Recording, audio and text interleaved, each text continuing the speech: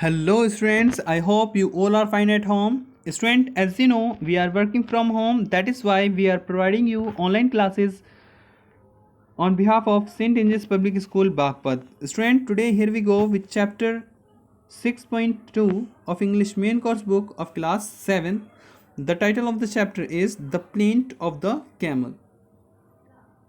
Actually, this is not a chapter, it's a very beautiful poem that has been composed by a great English poet, Charles Edward Carey, who was born in 1841 and who was died in 1920. Student, in this poem, the poem is a funny poem but still meaningful tribute to the hard-working camel. This camel lives and works in very hot and uncomfortable places.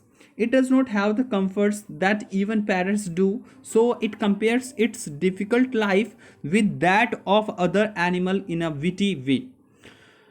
असल में इस poem के अंदर जो hard working, जो मेहनती ऊँट होते हैं, उनकी ज़िंदगी की जो डिफ़िकल्टीज़ होती हैं उनके बारे में बताया गया है कि कैसे जो कैमल होते हैं वो कैसे काम करते हैं, कैसे जीते हैं बहुत ही गर्म और असुविधाजनक जगहों पर भी वो बहुत ही आसानी से रहते हैं।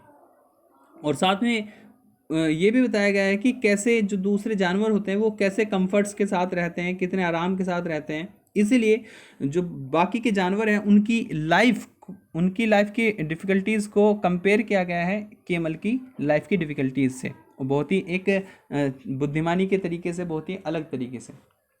So now let's start the explanation of this poem line by line. So please pay attention here. Student, it is first stanza. So please pay attention here.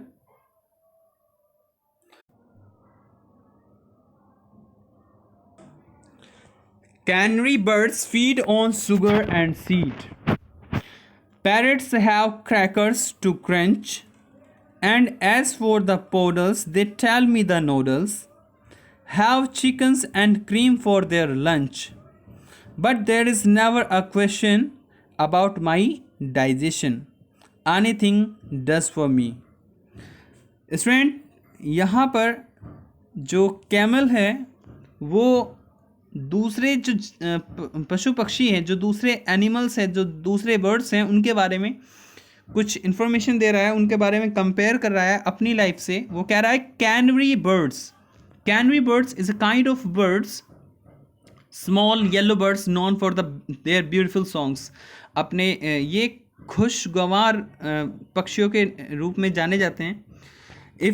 अगर किसी लाइन में ये कहा जाता है that canary birds are in the cage, it means जो खुशियाँ हैं, यानी कि खुशी को दर्शाता है कैनरी बर्ड्स, ठीक है। और अगर किसी लाइन में ये बताया जाए कि जो कैनरी बर्ड्स हैं उसको कैद कर लिया गया है, तो इट मीन्स जो खुशियाँ हैं उनको कैद कर लिया गया है, ये सेंस निकलती है कैनरी बर्ड्स से रिलेटेड। तो वो कह रहा है कि कैनरी बर्ड्स जो हैं फीड ऑन शुगर, उनको क्या क्या खिलाया जाता है? शुगर एंड सीड, और जो बीज होते हैं, जो शुगर होती है, उनको खिलाया जाता है, उनको फीड कराया जाता है। पैरट्स, और जो तोते होते हैं, पैरट्स होते हैं क्रैकर्स, और उनको बिस्किट, जो क्रैकर्स यानी कि एक तरह के जो बिस्किट होते हैं वो दिए जाते हैं टू क्रंच, इट मीन्स चबाने के लिए। जब हम किसी चीज़ को मुंह से चबाते हैं, जैसे जो लेज होते हैं, चिप्स वगैरह होते हैं, तो वो क्या करते हैं? क्रंच करते हैं। चबाने की एक आवाज़ आती है अलग से मुंह से, तो दैट इज़ कॉल्ड क्रंच। तो पैरट्स को क्या किया जाता है? बिस्कुट प्रोवाइड कराए जाते हैं टू क्रंच, खाने के लिए, चबाने के लिए। And as for the poodles, और जो पोडल्स होते हैं, poodles is a kind of dog, एक प्रकार के कुत्ते की प्रजाति होती है जिसको पोडल्स बोलते हैं। They tell me the noodles, it means वो कहते हैं कि जो पोडल्स नाम के जो कुत्ते होते हैं उनको नूडल्स दिए जाते हैं खाने के लिए, उनको नूडल्स प्रोवाइड कराए जाते हैं। Have chickens and cream for their lunch, और यहाँ तक कि उन कुत्तों के लिए चिकन्स का इंतज़ाम किया जाता है, एंड क्रीम, और क्रीम का, दूध या क्रीम का भी इंतज़ाम किया जाता है फॉर देयर लंच, उनके लंच के लिए। But there is never a question, लेकिन कभी भी कोई सवाल नहीं उठता अबाउट माई डाइजेशन, मेरे डाइजेशन यानी कि पाचन जो मेरा पाचन होता है, जो मेरा हाजमा होता है, मेरे खाने पीने के बारे में कभी कोई सवाल नहीं किया जाता। एनीथिंग डज फॉर मी, मेरे लिए तो कुछ भी हाजिर हो जाता है। It means the poor camel is complaining about its food here in this stanza and he is comparing himself with other birds and animals. तो यहाँ पर वो अपना एक्सपीरियंस शेयर कर रहा है। So let's see what is happening in the next stanza. अगले stanza में वो क्या रिप्रेजेंट कर रहा है? लैम्प्स हियर, वो पहली लाइन में बता रहा है लैम्प्स आर एनक्लोज्ड।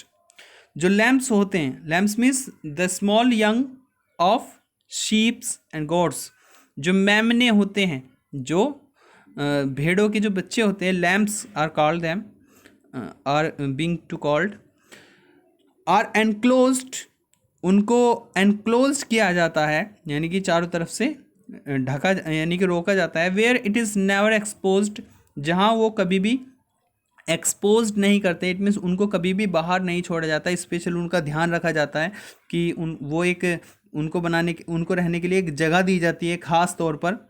यानी कि पहले वाली जो स्टैंजा है उसके अंदर खाने पीने के बारे में डिस्कशन चल रहा था कि कैमल्स क्या खाता है और बाकी जो जानवर है वो क्या क्या खाते हैं। और इस सेकंड स्टैंजा के अंदर जो बात चल रही है वो चल रही है स्पेस की, रहने की, ड्वेलिंग प्लेसेस की, यानी कि रहने की जो जगह होती है उसके बारे में, निवास स्थान के बारे में बात कर रहे हैं। तो वो लैम्प्स के लिए कह रहा है कि लैम्प्स है उनको ऐसी जगह एनक्लोज करके रखा जाता है, उनको मतलब छुपा के रखा जाता है ताकि वो कभी एक्सपोज्ड ना हो, यानी कि इधर उधर कहीं घूमने ना चले जाएं या खो ना जाएं। इसके अलावा जो coops are constructed for hens, coops means होता है दड़बे या फिर एक स्मॉल बॉक्स तैयार किया जाता है। आर कंस्ट्रक्टेड मीन्स क्या होता है? Coops are constructed for hens, जो मुर्गियाँ होती हैं, जो मुर्गे और मुर्गियाँ होती हैं, उनको रखने के लिए कॉप्स तैयार किए जाते हैं, यानी कि छोटे बॉक्स तैयार किए जाते हैं।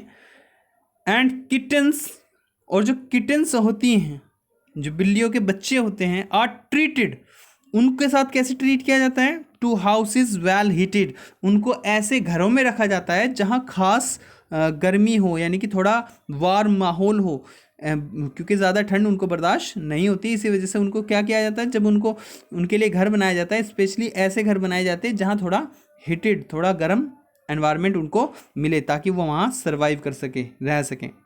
एंड पिग्स, और जो पिग्स होते हैं, आर प्रोटेक्टेड बाय पेंस, उनको भी प्रोटेक्ट किया जाता है, उनको भी जो रक्षा की जाती है बाय पेंस, उनको भी खलिहान की तरह एक पूरा कमरा उनको बनाया जाता है रहने के लिए।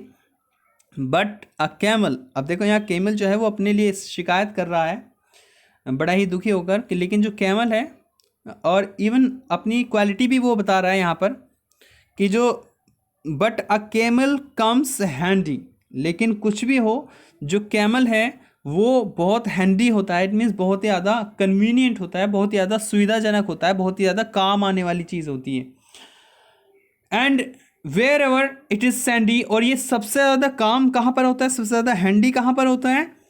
वेयर एवर, जहाँ कहीं भी इट इज़ सैंडी, यानी कि रेतीला मैदान हो या रेत की जगह हो जहाँ और जानवर काम नहीं कर पाते, वहाँ पर सिर्फ और सिर्फ कौन सबसे ज़्यादा सर्वाइव कर पाता है?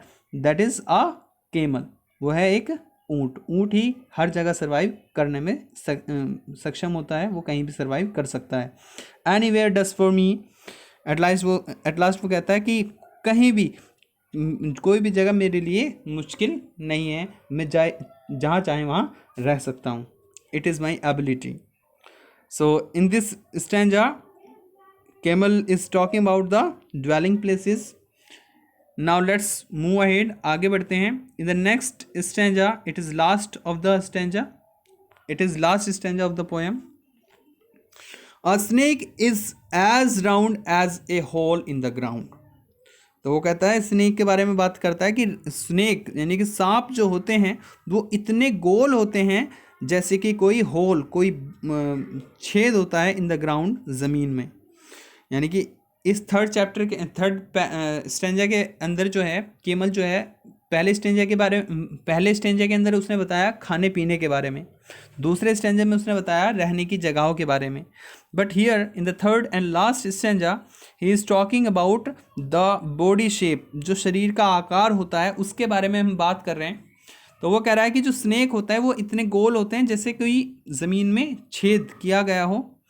And weasels are wavy and sleek. Weasels means नेवले। तो जो नेवले होते हैं अकॉर्डिंग टू कैमल, वो कैमल कह रहा है कि वो वेवी होते हैं, इट मीन्स लहरदार होते हैं, उनकी जो शरीर की बनावट होती है वो लहरदार होती है। And sleek, sleek means smooth, चिकने, और बहुत ही स्मूथ होते हैं। And no alligator could ever be straighter, और कोई भी एलिगेटर जो होता है वो कभी भी स्ट्रेटर नहीं होता, इट मीन्स पूरी तरीके से सीधा नहीं होता, बट काफ़ी हद तक वो स्ट्रेट होता है। Then lizard, if you talk about lizard, अगर हम लिजार्ड यानी कि छिपकलियों के बारे में, एलिगेटर मीन्स क्या होता है मगरमच्छ, और लिजार्ड्स मीन्स क्या होता है छिपकली, तो वो छिपकलियों के बारे में बताता है। That leave in a creek, जो किसी क्रीक में रहती है। क्रीक मीन्स जो दरारें होती हैं जो पानी से कभी कभी बन जाती हैं, दोज आर कॉल्ड क्रीक्स। तो लिजार्ड्स के डिवेलिंग प्लेसेस के बारे में बात करता है, लिजार्ड की शेप के बारे में बात करता है कि वो शेप ऐसी होती है, वो किसी भी क्रीक में रह सकती है, किसी भी दरार में रह सकती है। एलिगेटर्स के बारे में बात करता है, वो भी किसी भी सीधी जगह में आराम से रह सकता है, स्ट्रेटर होता है वो।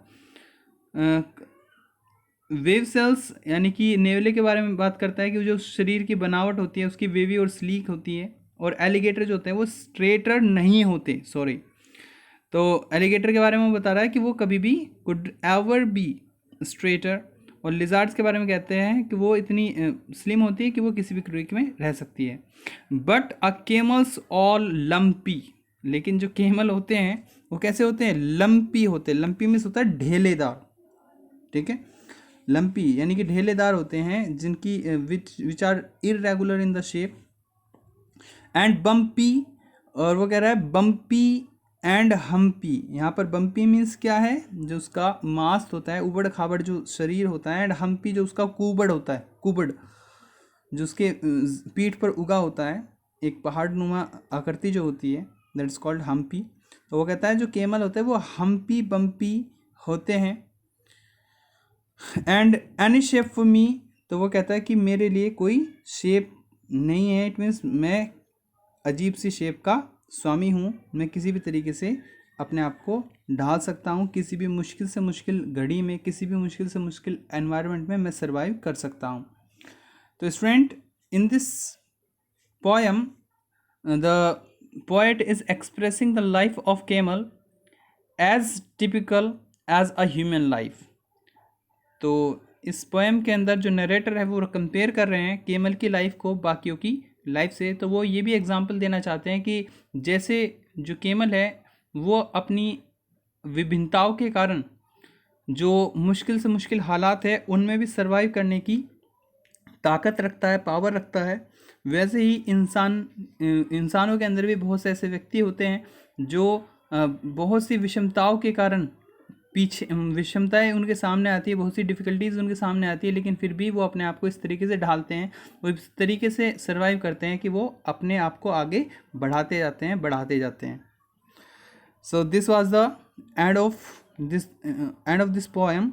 Student, we will meet you again in the next video with a new chapter. Till then, stay at home, be safe. Thank you. Have a nice day.